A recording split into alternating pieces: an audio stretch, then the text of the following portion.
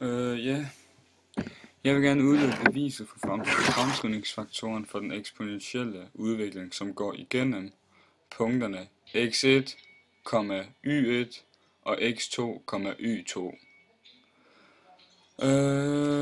Så vi har altså de her to punkter, som ligger på vores funktion, som vi skal bruge til at udlede beviset for fremskrivningsfaktoren. Forskriften for den eksponentielle udvikling hedder fx lig med b gange a i x'ene. De to punkter, som vi har her, dem sætter vi så ind i den her formel, den eksponentielle formel, så det altså hedder y2 i lig med b gange a x2'ene. Og det samme gør vi så her, bare hvor vi siger y1 i lig med b gange a x1'ene. Og når vi så har puttet de to ind, så kan vi nemlig isolere a. Altså, vores formel er at finde fremskrivningsfaktoren, og det er det, vi gør med at isolere a. Så det vi kan gøre, det er, at vi kan dividere disse to ligninger med hinanden, da der står gange. Så når vi gør det, sætter dem op som en ligning, så har vi her y2 divideret med y1 i lig med b gange a i x2'ene.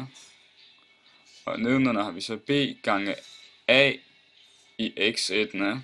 Og som vi kan se, så går b'erne ud med hinanden. Og så har vi a i x2'ene divideret med a i x1'ene. Og her har vi jo så en potensregel, som siger, at hvis man har to grundtal med samme værdi, kan man bare trække eksponenterne fra hinanden. Og det gør vi så herhenne. Så vi har næsten isoleret a nu.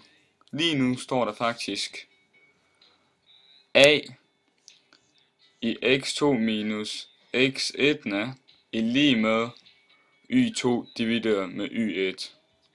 Så det vi skal gøre nu, det er, at vi bare skal rykke det der står, det her x2 minus x1'ene og på den anden side af lighedstegn, så vi isolerer a. Og det gør vi på den måde, med at vi rykker det herhen, så det i stedet hedder, altså på den anden side af lighedstegn, så det bliver x2 minus x1'ene rod af y2 divideret med y1.